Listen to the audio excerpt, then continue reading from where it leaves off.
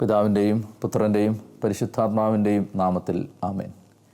ഈശോയിൽ ഏറ്റവും സ്നേഹമുള്ള സഹോദരി സഹോദരന്മാരെ, ഒരു ദിവസം കൂടി കർത്താവിൻ്റെ വചനം പഠിക്കാനായി ദൈവം നമുക്ക് തന്നിരിക്കുന്ന വലിയ ഒരു അനുഗ്രഹത്തിന് നമുക്ക് നന്ദി പറയാം. ഞാൻ എപ്പോഴും ഇതൊരു ഭാഗ്യവും അനുഗ്രഹവുമായി കാണുകയാണ്. വ്യക്തിപരമായി എന്നെ സംബന്ധിച്ച് ദൈവവചനം പഠിപ്പിക്കുന്നത് ഒരു ഭാഗ്യമായി ഞാൻ കരുതുന്നു. വചനം പഠിക്കാൻ നിങ്ങളെ സംബന്ധിച്ചും ദൈവം തരുന്നത് ഒരു ഭാഗ്യവും അനുഗ്രഹവുമാണ് എന്ന് ഞാൻ വിചാരിക്കുന്നു. അതിൻ്റെ കാരണം ജീവിതത്തിൽ നിലനിൽക്കുന്ന കാര്യങ്ങളെക്കുറിച്ചും ജീവിതത്തിൽ നിത്യകാലത്തോളം ഉപകാരപ്പെടുന്നവയെക്കുറിച്ചുമുള്ള പഠനമാണല്ലോ ഏറ്റവും നമുക്ക് ഉപയോഗപ്പെടുന്നതും പ്രയോജനകരവുമായ പഠനം. അതുകൊണ്ട് തന്നെ നിത്യതയോളം നിലനിൽക്കുന്ന കാര്യങ്ങളെക്കുറിച്ച് വെളിച്ചം നൽകാൻ ഈശോ ഏറ്റവും കൂടുതൽ സ്നേഹിച്ചിരുന്ന ശിഷ്യനായ യോഹന്നാൻ തൻ്റെ ദൈവാനുഭവങ്ങളിൽ നിന്നും താൻ സമാഹരിച്ചെടുത്ത യേശു അനുഭവത്തിൻ്റെ ആഴങ്ങളിൽ നിന്നും തിരഞ്ഞെടുത്ത ചില പ്രത്യേക ഭാഗങ്ങൾ നമുക്ക് വേണ്ടി ഈ യോഹന്നാൻ്റെ സുവിശേഷം എന്ന വിധത്തിൽ എഴുതി അവശേഷിപ്പിച്ച് കടന്നുപോയത്, അദ്ദേഹം പറയുന്നത് പോലെ നമ്മളിവയെല്ലാം വായിക്കുമ്പോൾ നാം യേശു ക്രിസ്തുവാണെന്ന് വിശ്വസിക്കുന്നതിനും അങ്ങനെ വിശ്വസിക്കുന്നത് വഴി നമുക്ക് നിത്യജീവൻ ഉണ്ടാകുന്നതിനും വേണ്ടിയാണ്. നിത്യജീവൻ നമുക്ക് തരാൻ നമ്മളെ സഹായിക്കുന്ന ഈ പഠന ശുശ്രൂഷയിലേക്ക് നിങ്ങളെ ഏറ്റവും സ്നേഹത്തോടെ ഞാൻ ദൈവനാമത്തിൽ സ്വാഗതം ചെയ്യുന്നു. പരിശുദ്ധ കന്യകാമാതാവാണ് നിരന്തരമായ മധ്യസ്ഥതയിലൂടെ ഈ യോഹന്നാൻ്റെ സുവിശേഷം പഠിക്കാൻ നമ്മെ സഹായിച്ചുകൊണ്ടിരിക്കുന്നത്. അമ്മയുടെ പ്രാർത്ഥനയും അപേക്ഷകളും നമുക്ക് യാചിച്ചുകൊണ്ട് ആരംഭിക്കാം. നന്മ നിറഞ്ഞ മറിയമേ സ്വസ്തി, കർത്താവ് അങ്ങയുടെ കൂടെ സ്ത്രീകളിൽ അങ്ങ് അനുഗ്രഹിക്കപ്പെട്ടവളാവുന്നു. അങ്ങയുടെ ഉദരഫലമായി ഈശോ അനുഗ്രഹിക്കപ്പെട്ടവനാവുന്നു. പരിശുദ്ധ മറിയമേ തമ്പുരാൻ്റെ അമ്മേ, പാപികളായ ഞങ്ങൾക്ക് വേണ്ടി ഇപ്പോഴും എപ്പോഴും ഞങ്ങളുടെ മരണസമയത്തും തമ്പുരാനോട് അപേക്ഷിച്ചു വരണമേ. ആമേൻ. പിതാവിനും പുത്രനും പരിശുദ്ധാത്മാവിനും സ്തുതി. ഈശോയിൽ ഏറ്റവും സ്നേഹമുള്ള സഹോദരങ്ങളെ, നമ്മൾ യോഹന്നാൻ്റെ സുവിശേഷത്തിൻ്റെ 3-ാം അധ്യായത്തിലെ ആദ്യത്തെ 1-2 വാക്യങ്ങളിൽ മാത്രമാണ് എത്തിച്ചേർന്നിട്ടുള്ളത്. നമുക്ക് മുന്നോട്ട് പോകാം. യോഹന്നാൻ്റെ സുവിശേഷം 3-ാം അധ്യായം ഞാൻ പറഞ്ഞ് അവസാനിപ്പിച്ചത് ഈശോ 3-ാമത്തെ വാക്യത്തിൽ നിക്കോദെമോസിനോട് മറുപടി പറയുകയാണ്. സത്യം സത്യമായി ഞാൻ നിന്നോട് പറയുന്നു, വീണ്ടും ജനിക്കുന്നില്ലെങ്കിൽ ഒരുവന് ദൈവരാജ്യം കാണാൻ കഴിയില്ല. പശ്ചാത്തലം ഒരിക്കൽ കൂടി നമ്മൾ ഓർമ്മിക്കുകയാണ്. നിക്കോദെമോസ് എന്ന പേരുള്ള ഫരിസേയ പ്രമാണി രാത്രിയിൽ യേശുവിനെ കാണാനെത്തുകയാണ്. യേശുവിനെ കാണാനെത്തുമ്പോൾ അദ്ദേഹം കർത്താവിനോട് ആമുഖമായി പറയുന്നത്, നിൻ്റെ കൂടെ ദൈവമുണ്ട്. ദൈവം കൂടെ ഇല്ലാത്ത ഒരുവന് ഇത്തരം അടയാളങ്ങൾ പ്രവർത്തിക്കാൻ സാധിക്കില്ല. നമ്മൾ നേരത്തെ ഓർമ്മിച്ചിരുന്നു, യോഹന്നാൻ ഒരിക്കൽ പോലും കർത്താവ് പ്രവർത്തിച്ച അസാധാരണമായ ദൈവിക ഇടപെടലുകളെ അത്ഭുതങ്ങൾ എന്ന് വിശേഷിപ്പിച്ചിട്ടില്ല, അത്ഭുതങ്ങൾ എന്ന് പറഞ്ഞിട്ടില്ല. യോഹന്നാൻ ഉപയോഗിച്ച വാക്ക് അടയാളങ്ങൾ എന്നാണ്. നമ്മൾ സവിശേഷമായി ശ്രദ്ധിക്കേണ്ട ഒരു കാര്യം, യോഹന്നാൻ ഇവിടെ പറയുന്നത്, യോഹന്നാൻ പറയുന്ന അടയാളങ്ങൾ എന്ന അതേ വാക്കാണ് നിക്കോദെമോസും ഇവിടെ ഉപയോഗിക്കുന്നത്, അടയാളങ്ങൾ. അപ്പോൾ അതിൽ നിന്ന് നാം മനസ്സിലാക്കേണ്ടത്, നിക്കോദെമോസ് യേശുവിൻ്റെ അടുത്തേക്ക് എത്തുമ്പോൾ നിക്കോദെമോസ് തികച്ചും അജ്ഞനോ തികച്ചും അപരിചിതനോ ആയിട്ടല്ല യേശുവിലേക്ക് കടന്നു വരുന്നത്. കൃത്യമായ ആലോചനകളും കൃത്യമായ വിലയിരുത്തലുകളും കൃത്യമായ ദൈവാന്വേഷണങ്ങളും നിക്കോദെമോസിൻ്റെ ഈ വരവിൻ്റെ പിന്നിൽ ഉണ്ടായിട്ടുണ്ട്. ഞാൻ കഴിഞ്ഞ എപ്പിസോഡിൽ ഓർമ്മിപ്പിച്ചതുപോലെ അദ്ദേഹം സത്യം അന്വേഷിച്ചുകൊണ്ടിരുന്ന ഒരാളാണ്. തൻ്റെ മതത്തിൽ വല്ലാത്ത ഒരു മടുപ്പ് അനുഭവിച്ചിരുന്ന ആളാണ്. എവിടെയോ ദൈവാനുഭവങ്ങളെ അദ്ദേഹം തിരഞ്ഞുകൊണ്ടേയിരുന്ന ആളാണ്. ഈ യാത്രയ്ക്കിടയിൽ കർത്താവിനെ കണ്ടുമുട്ടാൻ ആഗ്രഹിച്ചിരുന്ന ആളാണ്. ഒരുപക്ഷെ പഴയ നിയമത്തിൻ്റെ പ്രതീക്ഷയും നൂറ്റാണ്ടുകളുടെ പ്രത്യാശയുമായിരുന്ന മിശിഹായെ കാത്തിരുന്ന ഒരാളാണ്. അതുകൊണ്ടാണ് വ്യത്യസ്തമായ ചില ചലനങ്ങൾ ജെറുസലേമിൻ്റെ അന്തരീക്ഷത്തിൽ സംഭവിക്കുമ്പോൾ അദ്ദേഹം വളരെ ശ്രദ്ധാലുവായി മാറുന്നതും അതിനെക്കുറിച്ച് അന്വേഷിക്കുന്നതും. അപ്പോൾ അദ്ദേഹം യേശുവിനെ സൂക്ഷിച്ച് വീക്ഷിച്ചപ്പോൾ അദ്ദേഹം ജെറുസലേമിൽ യേശു പ്രവർത്തിച്ച അടയാളങ്ങൾ കാണുകയും ആ അടയാളങ്ങൾ അത് അടയാളങ്ങളാണ് എന്ന് തിരിച്ചറിയുകയും ചെയ്തു. അതുകൊണ്ടാണ് അദ്ദേഹം അടയാളങ്ങൾ, യോഹന്നാൻ വെറുതെ ഒരു വാക്ക് ഉപയോഗിക്കും എന്നെനിക്ക് തോന്നുന്നില്ല. നിക്കോദെമോസിന് ഇത് മനസ്സിലായിട്ടില്ലായിരുന്നെങ്കിൽ യോഹന്നാൻ തീർച്ചയായും അത്ഭുതങ്ങൾ എന്ന വാക്ക് ഉപയോഗിച്ചേനെ. എന്നാൽ യോഹന്നാൻ പറയുകയാണ്, നിക്കോദേമോസ് ഉപയോഗിച്ച വാക്ക് അടയാളം എന്നാണ്. കർത്താവെ പറയുകയാണ്, ഗുരു, ദൈവം കൂടെ ഇല്ലെങ്കിൽ ഒരുവനും നീ ചെയ്യുന്ന ഈ അടയാളങ്ങൾ പ്രവർത്തിക്കാൻ കഴിയില്ല. അപ്പോൾ അതുകൊണ്ട് തന്നെ യേശു പ്രവർത്തിച്ച കാര്യങ്ങളുടെ പ്രവർത്തിച്ച കാര്യങ്ങളിൽ ആ കാര്യങ്ങൾക്കപ്പുറത്തുള്ള എന്തോ ഒന്ന് നിക്കോദേമോസിന് മനസ്സിലായിരുന്നു എന്ന് വേണം അനുമാനിക്കാൻ. എന്നാൽ നിക്കോദേമോസിന് പൂർണ്ണമായും ഒന്നും വ്യക്തമായിട്ടില്ല. ഒരുപാട് വ്യക്തതയില്ലാത്ത മേഖലകളുണ്ട്. അതുകൊണ്ട് അദ്ദേഹം താൻ മനസ്സിലാക്കിയ ആ സത്യത്തിൻ്റെ ആമുഖ പാഠങ്ങളിൽ നിന്ന് തുടങ്ങുകയാണ്. അദ്ദേഹം പറയുകയാണ്, ദൈവം കൂടെ ഇല്ലെങ്കിൽ ഗുരു, അങ്ങ് ചെയ്യുന്ന ഈ അടയാളങ്ങൾ പ്രവർത്തിക്കാൻ ആർക്കും കഴിയുകയില്ല. അപ്പോൾ അതിന് ഈശോയുടെ മറുപടി എന്ന് പറയുന്നത്, ഈശോ ഈ സമയത്ത് നിക്കോദേമോസിനോട് പറയുന്നത്, നീ പറഞ്ഞത് ശരിയാണ്, ഇത് അടയാളമാണ്. പക്ഷേ ഈ അടയാളത്തെ അപ്രീഷിയേറ്റ് ചെയ്യാൻ പറ്റണമെങ്കിൽ, ഈ അടയാളത്തിൻ്റെ ആഴം തിരിച്ചറിയാൻ പറ്റണമെങ്കിൽ നീ വേറൊരു തലത്തിലേക്ക് വളരേണ്ടതുണ്ട്. ഇന്ന് നമ്മൾ ചർച്ച ചെയ്യാൻ പോകുന്നത് ആ ഒരു പുതിയ തലത്തെക്കുറിച്ചാണ്. എന്താണ് യഥാർത്ഥത്തിൽ യേശു എന്ന ഈ അമൂല്യമായ നിധിയെ അപ്രീഷിയേറ്റ് ചെയ്യാനും അനുഭവിക്കാനും ആസ്വദിക്കാനും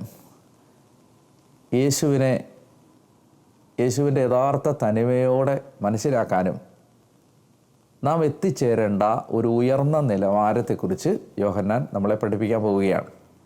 അതുകൊണ്ടാണ് ഞാൻ ഇത് വളരെ പ്രധാനപ്പെട്ടൊരു കാര്യമാണ് എന്ന് പറയുന്നത്. അപ്പോൾ യഥാർത്ഥത്തിൽ എന്താണ് ഈശോ പറയാൻ ആഗ്രഹിക്കുന്നതെന്ന് വളരെ ശ്രദ്ധയോടെ നമുക്ക് സൂക്ഷിച്ച് വായിക്കാനായിട്ട് പരിശ്രമിക്കാം. ഈശോ പറയുകയാണ്, നീ പറഞ്ഞത് ശരിയാണ്, പക്ഷേ സത്യമായി ഞാൻ നിന്നോട് പറയുന്നു. ഈ ആമേൻ ആമേൻ സെയിങ്, സത്യമായി, truly I say to you, ഈ വാക്യം, ഈ പദപ്രയോഗം, ഈ ഫ്രേസ് യോഹന്നാൻ്റെ സുവിശേഷത്തിൽ അനേക തവണ ആവർത്തിക്കപ്പെടും. അതായത് ചില അമൂല്യമായ ജീവിത സത്യങ്ങൾ, നിത്യസത്യങ്ങൾ, ദൈവിക സത്യങ്ങൾ വെളിപ്പെടുത്താൻ ഈശോ ഉപയോഗിച്ച ഒരു ഭാഷാശൈലിയായിരുന്നു ആമേൻ ആമേൻ, സത്യമായി. അപ്പോൾ അതുകൊണ്ട് അങ്ങനെ ഈശോ പറയുന്ന ഓരോ വാക്കിനും തങ്കത്തനിമയുണ്ടെന്നും തങ്കത്തിളക്കമുണ്ടെന്നും അമൂല്യമായ രത്നങ്ങളെക്കാൾ വിലയുണ്ടെന്നും നാം തിരിച്ചറിയേണ്ടതുണ്ട്. ഇവിടെ വളരെ പ്രധാനപ്പെട്ട ഒരാശയം ഈശോ പറയാൻ പോവുകയാണ്. സത്യമായി ഞാൻ നിന്നോട് പറയുന്നു, വീണ്ടും ജനിക്കുന്നില്ലെങ്കിൽ ഒരുവനും ദൈവരാജ്യം കാണാൻ കഴിയില്ല. നമ്മൾ അല്പസമയം ഈ വാക്യം ധ്യാനിക്കാൻ പോവുകയാണ്. വീണ്ടും ജനിക്കുന്നില്ലെങ്കിൽ ഒരുവനും ദൈവരാജ്യം കാണാൻ കഴിയില്ല എന്ന് പറയുമ്പോൾ യഥാർത്ഥത്തിൽ ഈശോ എന്താണ് ഉദ്ദേശിക്കുന്നത്? ഇവിടെ വീണ്ടും ജനിക്കുക, ഈ വാക്കിനകത്ത് തന്നെ വിശദീകരണം ആവശ്യമുണ്ട്. വീണ്ടും ജനിക്കുക, അതായത് ബോൺ എഗെയിൻ എന്ന് മാത്രമല്ല, വീണ്ടും ജനിക്കുക എന്ന് മാത്രമല്ല ആ വാക്കിൻ്റെ അർത്ഥം. ആ വാക്കുകൾ സൂചിപ്പിക്കുന്ന യാഥാർത്ഥ്യം എന്ന് പറയുന്നത് വീണ്ടും ജനിക്കുക എന്ന് മാത്രമല്ല, ബോൺ അഗെയിൻ എന്ന് മാത്രമല്ല, മറിച്ച് ബോൺ എ ന്യൂ, പുതിയതായി ജനിക്കുക, ബോൺ ഫ്രം എബവ്, ഉന്നതത്തിൽ നിന്ന് ജനിക്കുക എന്ന അർത്ഥങ്ങൾ കൂടി ഈ വാക്കിന് ഗ്രീക്ക് ഭാഷയിലുണ്ട്. വീണ്ടും ജനിക്കുക എന്ന് പറയാൻ ഉപയോഗിച്ചിരിക്കുന്ന ആ പദപ്രയോഗത്തിന്, ആ ഭാഷാപ്രയോഗത്തിന്, ഇതെഴുതപ്പെട്ട ആദിമ ഭാഷയായ ഗ്രീക്കിൽ അതിൻ്റെ അർത്ഥം ബോൺ എഗെയിൻ എന്ന് മാത്രമല്ല, മറിച്ച് ബോൺ എ ന്യൂ, പുതിയതായി ജനിക്കുക, ബോൺ ഫ്രം എബവ്, ഉന്നതത്തിൽ നിന്ന് ജനിക്കുക എന്ന അർത്ഥം കൂടി ഉണ്ട്. ഞാനിത് പറഞ്ഞത് ആ വാക്കുകൾ നമ്മൾ തെറ്റിദ്ധരിച്ച് മനസ്സിലാക്കാൻ പാടില്ല. അപ്പോൾ വീണ്ടും ജനിക്കുക, പുതിയതായി ജനിക്കുക, ഉന്നതത്തിൽ നിന്ന് ജനിക്കുക. അപ്പോൾ ഈശോ പറയുകയാണ്, നീ യഥാർത്ഥത്തിൽ എന്നെ നിനക്ക് വാല്യൂ ചെയ്യാൻ പറ്റണമെങ്കിൽ, എന്നെ നിനക്ക് യഥാർത്ഥത്തിൽ ഞാൻ ആയിരിക്കുന്നത് പോലെ അപ്രീഷിയേറ്റ് ചെയ്യാൻ പറ്റണമെങ്കിൽ, എന്നെ നിനക്ക് മനസ്സിലാകണമെങ്കിൽ നീ എന്ത് ചെയ്യണം? ഈ ജനനത്തിൽ, ഈ ജീവിതത്തിൽ, ഈ നിലവാരത്തിൽ നിന്നാൽ നിനക്ക് മനസ്സിലാവില്ല. അതിനെ നിനക്ക് അപ്രീഷിയേറ്റ് ചെയ്യാൻ, എന്നെ നിനക്ക്, ഞാനെന്ന് പറയുന്ന ദൈവത്തിൻ്റെ ഏറ്റവും വലിയ സമ്മാനത്തെ, ലോകത്തിന് ദൈവം തന്ന ഏറ്റവും വലിയ ഗിഫ്റ്റിനെ നിനക്ക് മനസ്സിലാക്കാനും, നിനക്ക് ആ വില മനസ്സിലാക്കാനും തിരിച്ചറിയാനും പറ്റണമെങ്കിൽ ഇപ്പോഴത്തെ നിൻ്റെ ജീവിതം കൊണ്ട് മനസ്സിലാക്കാൻ പറ്റില്ല. അതിന് നീ വീണ്ടും ജനിക്കണം, മറ്റൊരു ജന്മം ഉണ്ടാവണം. മറ്റൊരു ജന്മം എന്ന് പറഞ്ഞാൽ പുനർജന്മമല്ല. ഇവിടെ ജീവിച്ചിരിക്കുമ്പോൾ തന്നെ നീ വീണ്ടും പുതിയതായി ഉന്നതത്തിൽ നിന്ന് ജനിക്കണം. അപ്പോൾ പുതിയൊരു ബർത്തിനെ കുറിച്ച് യേശു സംസാരിക്കുകയാണ്. ഇതിനെക്കുറിച്ച് നമുക്ക് വളരെ വ്യക്തത വരുത്തേണ്ടതുണ്ട്. അതുകൊണ്ടാണ് അല്പസമയം കൂടുതൽ ഞാനിത് ചെലവഴിക്കുന്നത്. അതായത് കർത്താവ് യേശു മിശിഹാ പറയാൻ ശ്രമിക്കുന്നത് എന്താണ്? നമുക്ക് ഈശോ ആയിരിക്കുന്നത് പോലെ അനുഭവിക്കാൻ പറ്റുന്നില്ല എന്ന ഒരു സങ്കടം അനേകം ദൈവമക്കൾക്കുണ്ട്. സാധാരണ ഭാഷയിൽ ഞാൻ ഈ വിഷയത്തെ അവതരിപ്പിച്ചാൽ അനേക ആളുകളുടെ ഉള്ളിലുള്ള ഒരു വിഷമമാണ് എന്താണ്? എനിക്ക് ദൈവാനുഭവം കിട്ടുന്നില്ല, എനിക്ക് ബൈബിൾ വായിക്കുമ്പോൾ ഒന്നും ഉള്ളിൽ ഒരു അനുഭവം കിട്ടുന്നില്ല, എനിക്ക് പ്രാർത്ഥനയിൽ ഒരനുഭവമില്ല, എനിക്ക് വിശ്വാസം ആഴപ്പെടുന്നില്ല, എനിക്ക് കർത്താവ് യേശു മിശിഹായുടെ കുരിശുമരണത്തിൻ്റെ വില മനസ്സിലാവുന്നില്ല, എനിക്ക് യേശു ഏകരക്ഷകനാണ് എന്നത് മനസ്സിലാക്കാൻ പറ്റുന്നില്ല, എനിക്ക് പരിശുദ്ധാത്മ അഭിഷേകം എന്താണെന്ന് തിരിച്ചറിയാൻ പറ്റുന്നില്ല, എനിക്ക് യേശുവിനെ പ്രഘോഷിക്കാനുള്ള ഒരു ആഗ്രഹമില്ല, അല്ലെങ്കിൽ എനിക്ക് യേശുവിനെ ഏറ്റവും വിലപ്പെട്ടതായിട്ട് കാണാനുള്ള ഒരു ഉള്ളിൽ നിന്നുള്ളൊരു പ്രേരണ കിട്ടുന്നില്ല. ഇങ്ങനെയുള്ള നിരന്തരമായ സങ്കടങ്ങൾ നമ്മളിൽ അനേകം പേരുടെ ഹൃദയത്തിലുണ്ട്. അപ്പോൾ മനസ്സിലാക്കേണ്ടത്, ബൈബിൾ പറയുന്നത് നാം ജീവിക്കുന്നതും നിലനിൽക്കുന്നതും ചരിക്കുന്നതും എല്ലാം ദൈവത്തിലാണ്. വെള്ളത്തിൽ കിടക്കുന്ന മീൻ വെള്ളം എവിടെയാണ് എന്ന് ചോദിക്കുന്നത് പോലെയാണ് ദൈവത്തിനകത്ത് ജീവിക്കുന്ന നമ്മൾ ദൈവത്തെ അനുഭവിക്കാൻ പറ്റുന്നില്ല എന്ന് പറയുന്നത്. വെള്ളത്തിൽ കിടക്കുന്ന മത്സ്യത്തിന് എനിക്ക് വെള്ളത്തെ എക്സ്പീരിയൻസ് ചെയ്യാൻ പറ്റുന്നില്ല എന്ന് മത്സ്യം പറഞ്ഞാൽ അതുപോലാണ് യഥാർത്ഥത്തിൽ നമ്മൾ ദൈവത്തിനകത്ത് ജീവിക്കുന്ന നമ്മൾ, ദൈവത്തിൽ ജീവിക്കുന്ന നമ്മൾ. ബൈബിൾ പറയുന്നത് എന്താണ്? നാം നിലനിൽക്കുന്നത്, നാം സ്ഥിതി ചെയ്യുന്നത്, നാം ചരിക്കുന്നത് എല്ലാം ദൈവത്തിലാണ്. അപ്പോൾ അങ്ങനെ നാം ദൈവത്തിൽ ജീവിച്ചിട്ടും നമുക്ക് ദൈവത്തെ അനുഭവിക്കാൻ പറ്റുന്നില്ല എന്ന് നാം പറയുന്നത് വെള്ളത്തിൽ കിടക്കുന്ന മീൻ വെള്ളം എവിടെയാണെന്ന് ചോദിക്കുന്നത് പോലെയാണ്. പക്ഷേ അതൊരു യാഥാർത്ഥ്യമാണ്. എന്താ? നമുക്ക് അനുഭവിക്കാൻ പറ്റുന്നില്ല. അനുഭവിക്കാൻ പറ്റാത്തത് എന്തുകൊണ്ടാണെന്നാണ് ഇവിടെ യോഹന്നാൻ പറയാൻ പോകുന്നത്. നിനക്കൊരിക്കലും നിക്കോദേമോസ്, നീ ഇപ്പോൾ ജീവിക്കുന്ന ഒരു ജീവിതത്തിൽ നിന്നുകൊണ്ട് എൻ്റെ വിലയെ പൂർണ്ണമായി മനസ്സിലാക്കാനോ അപ്രീഷിയേറ്റ് ചെയ്യാനോ പറ്റില്ല. അതിന് you need a rebirth. For that you need a born again. You need to be born again. For that you need to be born a new, born from above. അതെന്താണ്? അത് നിങ്ങൾക്ക് മനസ്സിലാകാൻ ഞാനൊരു ഉദാഹരണം പറയാം. അതെന്താണ് ഈ രണ്ടാം ജന്മം എന്ന് ഉദ്ദേശിക്കുന്നത്? ഇനി മാത്രമല്ല, ഈശോ ഇവിടെ ഉപയോഗിക്കുന്ന ഒരു വാക്കെന്താണ്? യോഹന്നാൻ വളരെ ചുരുക്കം സന്ദർഭങ്ങളിൽ മാത്രം ഉപയോഗിച്ചൊരു വാക്കാണ് ദൈവരാജ്യം. എൻ്റെ ഒരു ഓർമ്മ ശരിയാണെങ്കിൽ 2 സന്ദർഭത്തിലെ യോഹന്നാൻ ദൈവരാജ്യം എന്ന് പറയുന്ന വാക്ക് ഉപയോഗിച്ചിട്ടുള്ളൂ. ഇപ്പം ഇവിടെ ഈ തന്ത്രപ്രധാനമായ മർമ്മപ്രധാനമായ ഈ സംഭാഷണ മധ്യേ യോഹന്നാൻ ഉപയോഗിക്കുകയാണ് ഈ വാക്ക് ദൈവരാജ്യം. ദൈവരാജ്യം കാണാൻ കഴിയില്ല. ദൈവരാജ്യം കാണാൻ കഴിയില്ല എന്ന് പറഞ്ഞാൽ എന്താ?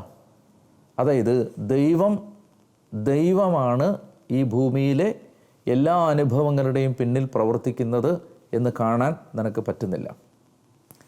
അല്ലെങ്കിൽ ഇതിൻ്റെ പിന്നിൽ ദൈവമുണ്ട് എന്ന് നിനക്ക് കാണാൻ പറ്റുന്നില്ല. God is at work. God is on his throne and he is controlling everything. ദൈവമാണ് എല്ലാം നിയന്ത്രിക്കുന്നത്. എല്ലാറ്റിൻ്റെയും നിയന്താവ് ദൈവമാണ്. എല്ലാറ്റിനെയും പരിപാലിക്കുന്നത് ദൈവമാണ്.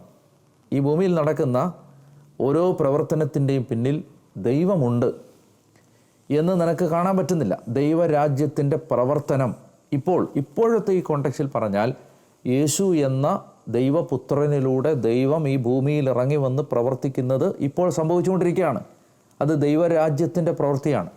ഇതാ ദൈവരാജ്യം സമയം സമാഗതമായി, ദൈവരാജ്യം വന്നു കഴിഞ്ഞു എന്ന് പറഞ്ഞുകൊണ്ടാണ് യേശു വരുന്നത്. അതായത് God's kingdom is at hand. അപ്പോൾ ദൈവരാജ്യത്തിൻ്റെ പ്രവർത്തനങ്ങൾ ഇപ്പോൾ ആരംഭിച്ചു കഴിഞ്ഞു. എന്നാൽ ആ ദൈവരാജ്യ പ്രവർത്തനങ്ങൾ ആരംഭിച്ചു കഴിഞ്ഞു എന്ന് നിനക്ക് മനസ്സിലാക്കാൻ പറ്റുന്നില്ല. എന്താ മനസ്സിലാക്കാൻ പറ്റാത്തേ? നീ വീണ്ടും ജനിച്ചിട്ടില്ല. അപ്പോൾ വീണ്ടും ജനിക്കാത്തത് കൊണ്ട് നിനക്ക് ദൈവരാജ്യത്തിൻ്റെ പ്രവർത്തനത്തെ തിരിച്ചറിയാൻ പറ്റുന്നില്ല. ഇപ്പോൾ ഞാൻ ഒരു ഉദാഹരണം പറഞ്ഞാൽ, അമ്മയുടെ ഉദരത്തിൽ കിടക്കുന്ന ഒരു കുഞ്ഞ് അമ്മയുടെ ഉദരത്തിൽ കിടക്കുകയാണ്. A baby in the womb of the mother. ആ കുഞ്ഞിനെ സംബന്ധിച്ചിടത്തോളം ആ കുഞ്ഞ് ഒരു ലോകത്തിലാണ്. ആ കുഞ്ഞിൻ്റെ ലോകം അമ്മയുടെ ഉദരം ആണ്, അമ്മയുടെ ഗർഭപാത്രമാണ് ആ കുഞ്ഞിൻ്റെ ലോകം. അതൊരു ലോകമാണ്. ആ ലോകത്ത് പല കാര്യങ്ങളും നടക്കുന്നുണ്ട്. ആ ലോകത്ത് ഈ കുഞ്ഞ് മൂവ് ചെയ്യുന്നുണ്ട്, ചലിക്കുന്നുണ്ട്. ആ ലോകത്ത് ഈ കുഞ്ഞിന് ജീവനുണ്ട്. ആ ലോകത്ത് ഈ കുഞ്ഞ് അമ്മയിലൂടെ വരുന്ന സംവേദനങ്ങളെ സ്വീകരിക്കുകയും റെസ്പോണ്ട് ചെയ്യുകയും ചെയ്യുന്നുണ്ട്. ആ കുഞ്ഞിന് പ്രതികരണശേഷിയുണ്ട്. അതുകൊണ്ടാണ് ഗർഭഛിദ്രം ഒക്കെ നടത്തുന്ന, അല്ലെങ്കിൽ ഗർഭഛിദ്രത്തിൻ്റെ ചില വീഡിയോസൊക്കെ നിങ്ങൾ കണ്ടിട്ടുണ്ടെങ്കിൽ അതിനകത്ത് ഈ കുഞ്ഞ് റെസ്പോണ്ട് ചെയ്യുന്നത്, കുഞ്ഞ് ജീവന് വേണ്ടി പിടയുന്നത്, കുഞ്ഞ് കൊല്ലരുതേ എന്ന് അതിന് പറയാൻ പറ്റുന്ന ഭാഷയിൽ പറയുന്നതൊക്കെ നമുക്ക് കാണാൻ പറ്റും. അപ്പോൾ ഈ കുഞ്ഞിന് ചലനശേഷിയുണ്ട്, പ്രതികരണശേഷിയുണ്ട്.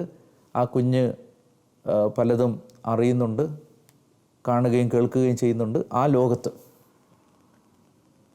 അപ്പോൾ അതിന് ചില അറിവുകളുമുണ്ട്, ചില അനുഭവങ്ങളുമുണ്ട്. അമ്മയുടെ ഉദരത്തിൽ കിടക്കുന്ന കുഞ്ഞിന് ചില അറിവുകളുമുണ്ട്, ചില അനുഭവങ്ങളുമുണ്ട്.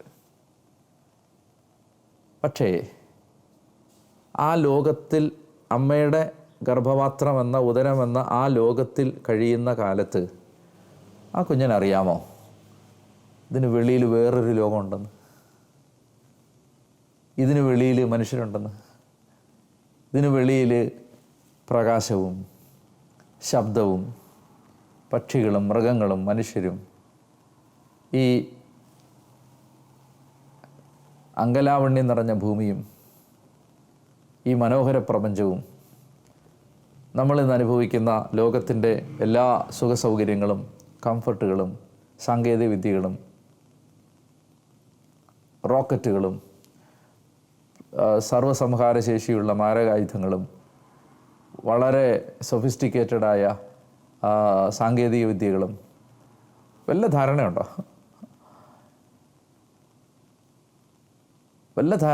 ഉദരത്തിൽ കിടക്കുമ്പോൾ?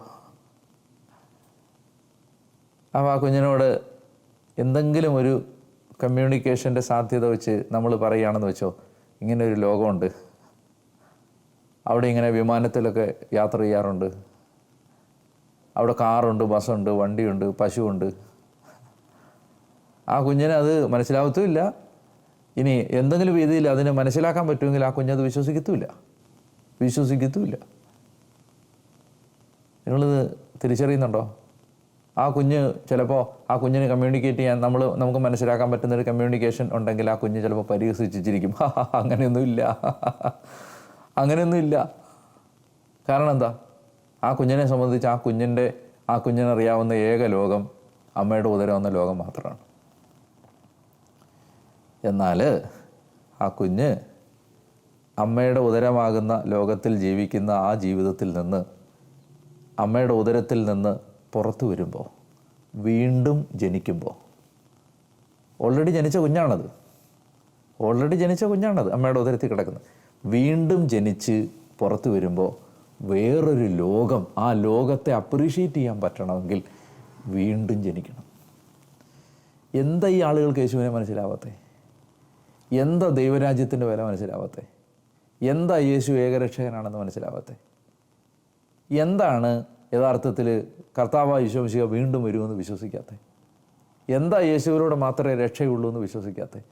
എന്താ ഈ കർത്താവിന് വേണ്ടി ജീവിക്കുന്നവർ പോലും യേശുവിനെ പ്രഘോഷിക്കാത്തേ? ഒറ്റ കാര്യമുള്ളൂ, വീണ്ടും ജനിച്ചിട്ടില്ല. പഴയ ലോകത്താണ്. ആ പഴയ ലോകത്ത് നിങ്ങൾക്ക് യേശുവിനെ അപ്രീഷിയേറ്റ് ചെയ്യാൻ പറ്റില്ല. ആ പഴയ ജീവിതത്തിൽ നിന്ന് നിങ്ങൾക്ക് യേശുവിനെ അപ്രീഷിയേറ്റ് ചെയ്യാൻ പറ്റില്ല. നിക്കോദേമോസ്, നിനക്ക് അറിവുണ്ട്, നീ പ്രമാണിയാണ്, സെൻഹദ്രീൻ സംഘത്തിലെ അംഗമാണ്, നിനക്ക് വിദ്യാഭ്യാസമുണ്ട്, നിൻ്റെ കീഴിൽ ഒരുപാട് ആളുകളുണ്ട്, നിനക്ക് ഒരുപാട് കംഫർട്ട് സോണുണ്ട്. But you will never be able to appreciate me Jesus Christ if you are not born again. നീ വീണ്ടും ഉന്നതത്തിൽ നിന്ന് നീ ജനിച്ചില്ലെങ്കിൽ നിനക്ക് ഈ കാണുമ്പോൾ ഇത് നല്ലതാണ്, യേശു അത് ചെയ്തു, യേശു ഇത് ചെയ്തു, യേശു അങ്ങനെ ചെയ്യും, യേശു അത് തരും, യേശു മാങ്ങ തരും, യേശു തേങ്ങ തരും, യേശു ചക്ക തരും, ഇതൊക്കെ പറയാം.